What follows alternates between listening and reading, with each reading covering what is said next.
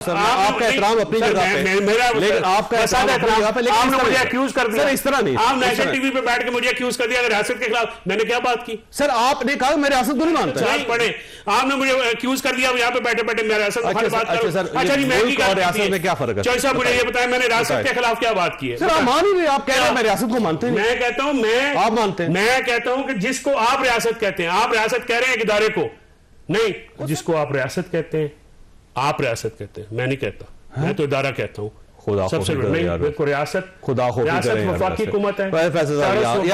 यहाँ पे मैं आपसे इख्तलाफ करूंगा, आपको ठीक है, आर्टिकल 7 आपका हक है, आप जो कह दें। आप इस बात को छोड़ें, ये ज्यादा जाएंगे तो हमें थोड़ा लाइव शो चलता है, हमें भी ऑफ एयर ना हो जाओ, जल्दी करो, वहीं पे तो रहे ना जहाँ पे तुम्हारे और मेरे पर ना जले, दोस्त उधर तक ही रहते हैं। इशू सर ये है। अच्छा, इसमें जो साहब देखें, मसला ये है कि हर आदमी का हक है कि वो क्या बोलता है और क्या सोचता है।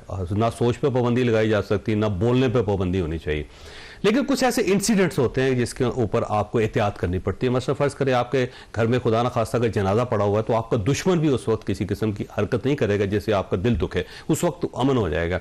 ये जो वाक़या था ना, ये बड़ा खौफनाक वाक़या था। अगर फ़र्ज़ करें 440 हैं या 339 हैं, जो दोनों में से किसी चीज़ की, किसी की भी बात मान लें आप, लेकिन ये बड़ा खौफनाक इंसिडेंट है। इतनी फैमिलीज बैठी हैं, इस साइड से जो नैरेटिव एक दिया जा रहा था या प्रोपेगेंडा किया जा रहा था, उसकी कोई जस्टिफिकेशन है? मुझे बताइए। अभी अफनान साहब ने आपको कहा है कि इनके बहुत सारे अकाउंट्स हैं जहां पे नहीं हुआ। आप मुसर हैं एक बात पे, तू इधर उधर की बात न कर, ये बता काफिला क्यों लुटा, हमें राहजन से गर्ज नहीं, तेरी राहबरी का सवाल। यही तो इशू है। बात यह है, यही तो इशू है। आपसे अगर ये पूछा जाए कि आपकी अप्रोच, आपकी पॉलिसी क्या है, किससे पूछा जाए? हुकूमत से पूछा जाएगा ना। हुकूमत के सब सर्वेंट इदारे हैं ना। प्रैक्टिकली बात तो और चीज है, मैं तो लीगल और कॉन्स्टिट्यूशनल बात करूंगा ना। बलूचिस्तान में जो लोग हुकूमतें बनाते हैं, गिराते हैं, उनके पीछे खड़े होते हैं, उनसे नहीं पूछा जाएगा। ये कल जो फेलियर हुआ है, क्या ये सिक्योरिटी लैप्स नहीं है? क्या ये इंटेलिजेंस फेलियर नहीं है? अगर ऐसा कोई वाकया होता है, दुनिया भर की पार्लियामेंट्स में इसमें बहस होती है, अमेरिका में तो सेनेट हियरिंग्स होती हैं और लाइव चलती भी हैं। इशू ये है कि जहां तक आपने इस वक्त जो ये तख्ता मश्क सिर्फ सियासतदानों को बना दिया, इसमें अफनान साहब की वहां पे पीपल्स पार्टी वाले नहीं, उनकी हुकूमत है वहां पे। कल आके कह दिया गया कि जी हुकूमत जिम्मेदार है। यार इतना बड़ा अटैक हुआ है, मैं उनके लिए बात कर रहा हूं जो यहाँ पे मौजूद नहीं है। वो क्या सोचते हैं, मुझे उनसे गर्ज नहीं है, मैं तो प्रिंसिपल बात करूंगा। सर बात यह है कि रूट कॉज को एड्रेस करना जरूरी है।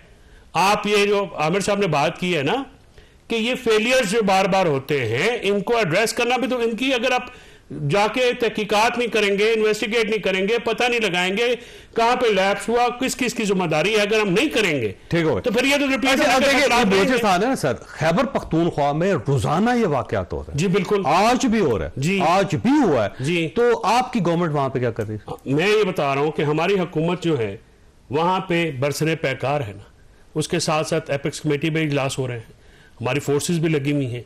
कुरम का आपको पता है 3 पख्तिया में, और ISIS और दाइश के जो लोग हैं वहाँ पे एक सेक्टेरियन इशू भी है। ये बात आप KP, बलूचिस्तान, पंजाब, सिंध, GB, कश्मीर में ना तकसीम करें। दहशतगर्दी पाकिस्तान का मसला है, ना ये पख्तूनों का मसला है, ना बलोचों का मसला है, ना पंजाबियों का, ना सिंधियों का। देखिए ये सबका मसला है। बनना, CTD बनाना 500 अरब रुपए खर्च हो गए, और उन 500 अरब रुपए से CTD नहीं बन सकी। खैबर पख्तूनख्वा के अंदर CTD नहीं बन सकी बलूचिस्तान। आपने कहां पे कहा? सर देखिए यहाँ पे तो आप ब्रिगेडियर साहब, बैरिस्टर साहब को लें, उनसे पता करें, स्पोक्स पर्सन है ना, कि आप CTD क्यों नहीं, आप कैसे कहते हैं कि CTD नहीं बनी? वहां पे सर KP में है, पंजाब में कहां है?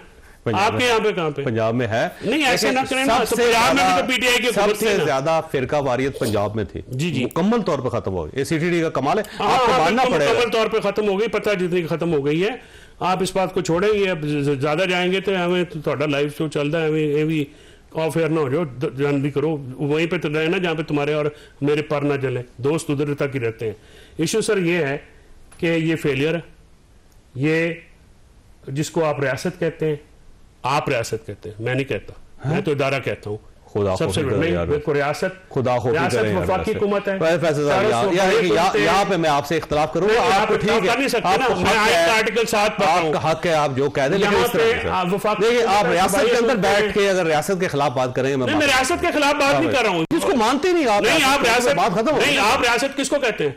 मैं इस पूरी रियासत को रियासत कहता हूं। नहीं, मैं आपने इंट्रो में कहा गवर्नमेंट और रियासत मुख्तलिफ चीजें, मैं कहता हूं नहीं, गवर्नमेंट परमानेंट नहीं होती, रियासत परमानेंट होती है। गवर्नमेंट आती है, गवर्नमेंट चली जाती है, रियासत वहां पर रहती है। और गवर्नमेंट की बात करें ना, आप रियासत जो स्टेट की डेफिनेशन है, खुदा के लिए आर्टिकल 7 पढ़े।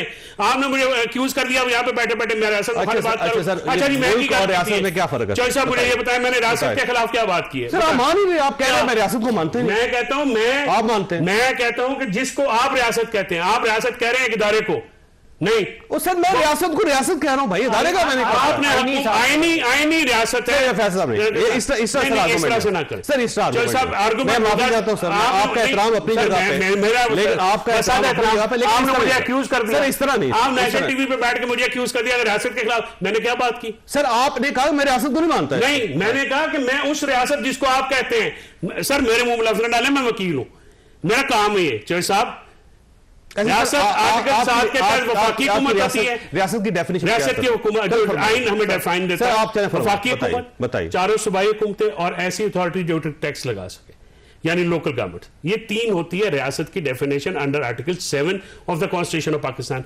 मैं उसको मानता हूं, मैं बाकी इदारों को सबसर्विएंट जानता हूं। ठीक होगा जी, ठीक। अफराज साहब देखिए सर, ये मामला आगे कैसे बढ़ेंगे? देखिए कोई ना कोई सोल्यूशन निकालना पड़ेगा आपको। ये एक हीटेड डिबेट है जो इस मुल्क के अंदर 76 ईयर से चल रही है, फायदा कोई नहीं है, सोल्यूशन पे नहीं गए हम अभी तक। देखिए सोल्यूशन जो है वो इसका ये है कि मियां मोहम्मद नवाज शरीफ साहब ने ये कर भी दिया था कि अब वहाँ के जो लोकल जो मेन स्टेक होल्डर थे, जैसे जिसमें डॉक्टर मालिक थे, उनको सीएम बनाया था और उसकी वजह से सिक्योरिटी के हालात वहाँ पे बहुत बेहतर हो गए थे। आज भी वो आए हुए थे डॉक्टर मालिक साहब उधर, और मेरा ख्याल है कि जो वफाकी जमातें हैं बलूचिस्तान की, उनको आगे लाना चाहिए। वही आपकी आप ले आए सर? नहीं, अभी तो ज़ाहिर मतलब कि अभी तो हम उनको हमने इंगेज किया हुआ है, और आज वही मैं कह रहा हूँ, आज वो आए हुए भी थे सारे, और उनको, और जो कुछ थोड़े बहुत नाराज़ हैं, कुछ लोग ऐसे हैं जो नाराज़ भी हैं, उनको भी मनाया जा सकता है। मैं उनकी बात नहीं कर रहा जो हमले कर रहे हैं, उनको वो नहीं मना सकता। बाकी तो देखें 2 एंगल है इसके मामले के, एक पॉलिटिकल है और एक मिलिट्री एंगल है। जो जिन्होंने ये ट्रेन वाला किया है उनके लिए तो कोई अब मेरा नहीं ख्याल इस मुल्क में गुंजाइश किसी के दिल में रह गई है। हालांकि हम सब मुफाहमत करते रहे, लेकिन उन्होंने खुद साबित कर दिया कि वो इस काबिल है नहीं कि उनके साथ मुफाहमत की जाए। तो मेरा ख्याल है कि काइनेटिक ऑपरेशन जो है उसकी ज़रूरत है, और स्टेट को जो है वो मतलब कि बिल्कुल क्लियरली करना चाहिए, कोई मिसिंग पर्सन वगैरह भी ना करें, जिन्होंने जो हैं, और उन्हीं के पीछे जाएं। लेकिन उसके लिए नेशनल कंसेंसस चाहिए, जैसे कि आपने मियां नवाज शरीफ का जिक्र किया था। 2014 में आप इमरान खान साहब को यहां से इस्लामाबाद से लेके गए थे पेशावर जाके, फिर उसके बाद ये नेशनल कंसेंसस हुआ था। तो आप अगर पॉलिटिकल फिगर्स को, पॉलिटिकल पर्सनैलिटीज को, पॉलिटिकल पार्टीज को अगर साइड पर रख के कोई कंसेंसस कर भी लेंगे तो उसकी क्या हैसियत होगी? नहीं देखिए, मैंने तो पिछली दफा भी ये वाली बात की ना कि देखें तमाम पॉलिटिकल पार्टीज को ऑन बोर्ड करके एपीसी बुलाई जाए, और ये पॉलिटिकल साइड है उसकी मामले की, और उससे एक नेशनल एक्शन प्लान 2 डिवाइस किया जाए, और फिर उसको ओनरशिप होगी पूरी पार्लियामेंट की, उसके ऊपर ओनरशिप होगी पीटीआई की भी, पीएमएलएन की, पीपल्स पार्टी की और दीगर जमातों की। ये अगर हो जाए तो बड़ा अच्छा हो जाएगा। I totally second it. देखिए बात यह है कि जो मिलिट्री का जो काइनेटिक ऑपरेशन होना है, जो सब जब तक उसको पॉलिटिकल बैकिंग नहीं होगी, जब तक उसको तमाम पॉलिटिकल पार्टीज की बैकिंग नहीं होगी, तो वहां पे वो तशनगी, अगर आप टांग खींचे आप लेकिन उसके लिए ये जो इनिशिएटिव लेना है ये तो हुकूमत लेना है, क्योंकि हुकूमत बैठी हुई है, कंसेंसस डेवलप करना है, तो एस्टैब्लिशमेंट और हुकूमत ही कर सकती है। देखो ना, पावर जहां पे होती है, पावर ही सबको एक स्ट्रीमलाइन करेगी ना।